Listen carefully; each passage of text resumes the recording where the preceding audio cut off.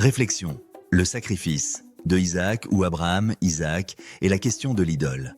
La question de savoir si Abraham était sur le point de sacrifier Isaac ou bien une forme d'idolâtrie, celle d'aimer Isaac plus que Dieu, est une interprétation profonde et théologiquement riche du récit de la Genèse, chapitre 22. Bien que le texte biblique ne dise pas explicitement qu'Isaac était devenu une idole pour Abraham, cette perspective offre une compréhension plus nuancée et pertinente de l'épreuve qu'Abraham a traversée.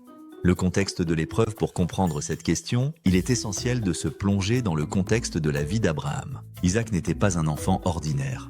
Il était le fils de la promesse, né de Sarah alors qu'elle était âgée et stérile, le miracle par lequel Dieu allait accomplir son alliance avec Abraham, faisant de lui le père d'une multitude.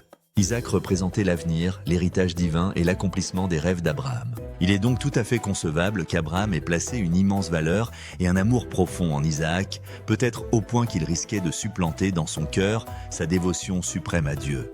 Genèse 17, 19. Dieu dit « Certainement Sarah, ta femme, t'enfantera un fils, et tu l'appelleras Isaac. J'établirai mon alliance avec lui comme une alliance perpétuelle pour sa descendance après lui. » Souligne l'importance d'Isaac comme fils de la promesse. Hébreux 11, 11. C'est par la foi que Sarah elle-même, malgré son âge avancé, fut rendue capable d'avoir une postérité parce qu'elle crut à la fidélité de celui qui avait fait la promesse. Confirme la nature miraculeuse de la naissance d'Isaac par la foi.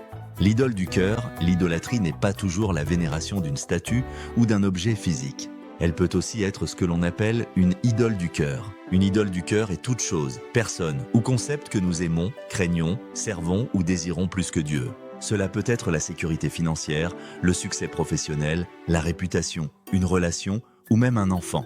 Dans le cas d'Abraham, si l'on considère Isaac comme une idole potentielle du cœur, ce n'est pas qu'Isaac était intrinsèquement mauvais. Au contraire, Isaac était un don de Dieu. Cependant, même les plus grands dons de Dieu peuvent devenir des idoles si nous les laissons prendre la place qui revient de droit à Dieu dans notre adoration et notre loyauté. L'épreuve demandée par Dieu, « Prends ton fils, ton unique, celui que tu aimes, Isaac », met en lumière cette tension. La formulation même de l'ordre divin souligne l'attachement profond d'Abraham à Isaac. Ézéchiel 14:3. Fils de l'homme, ces gens-là portent leurs idoles dans leur cœur et placent devant eux l'obstacle qui les fait tomber dans l'iniquité. Me laisserai-je consulter par eux ? Définit le concept d'idole du cœur. Matthieu 10:37. Celui qui aime son père ou sa mère plus que moi n'est pas digne de moi. Et celui qui aime son fils ou sa fille plus que moi n'est pas digne de moi. Jésus souligne la primauté de l'amour pour Dieu sur les relations familiales, ce qui peut s'appliquer à Abraham. Le test de l'obéissance et de l'amour suprême. L'ordre de Dieu à Abraham n'était pas un caprice divin, mais un test suprême de sa foi et de son obéissance. Dieu voulait voir si Abraham l'aimait réellement par-dessus tout. L'acte de sacrifice symboliserait la volonté d'Abraham de renoncer à ce qui lui était le plus cher. La promesse incarnée en Isaac est l'objet de son affection la plus intense, pour démontrer sa soumission totale à Dieu. Si Isaac était devenu, consciemment ou inconsciemment, une idole du cœur pour Abraham, alors le sacrifice demandé n'était pas seulement le sacrifice d'un enfant, mais le sacrifice de l'attachement excessif à un don divin au détriment du donateur. C'était un appel à réaligner son cœur et à remettre Dieu à la première place, sans réserve. Genèse 22, 2. Dieu dit « Prends ton fils, ton unique, celui que tu aimes, Isaac, va-t'en au pays de Morija et là offre-le en holocauste sur l'une des montagnes que je te dirai. » L'ordre divin lui-même insiste sur l'amour d'Abraham pour Isaac. Hébreux 11, 17-19. C'est par la foi qu'Abraham, mis à l'épreuve, offrit Isaac et qu'il offrit son fils unique, lui qui avait reçu les promesses et à qui il avait été dit « En Isaac, une postérité te sera suscitée. » Il pensait que Dieu est puissant, même pour ressusciter les morts. Aussi le recouvra-t-il, ce qui est une figure. Démontre la foi d'Abraham au-delà de la logique humaine et sa confiance en la capacité de Dieu à accomplir ses promesses.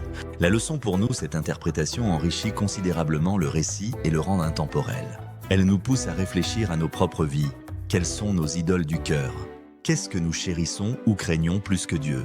Sommes-nous prêts à tout remettre à Dieu, même ce qui nous est le plus précieux ? Le récit d'Abraham et Isaac n'est pas seulement l'histoire d'une foi extraordinaire, mais aussi un rappel puissant que la véritable adoration implique de donner à Dieu la première place, au-dessus de tout, même de nos plus grands trésors et de nos plus profondes affections. Abraham, par son obéissance, a démontré que son amour pour Dieu surpassait même son amour pour le fils de la promesse, confirmant ainsi sa foi inébranlable. Deutéronome 6.5. Tu aimeras l'Éternel, ton Dieu, de tout ton cœur, de toute ton âme et de toute ta force. Le commandement fondamental de l'amour suprême pour Dieu. Cette perspective vous aide-t-elle à explorer la profondeur de la foi d'Abraham et la nature de l'obéissance à Dieu?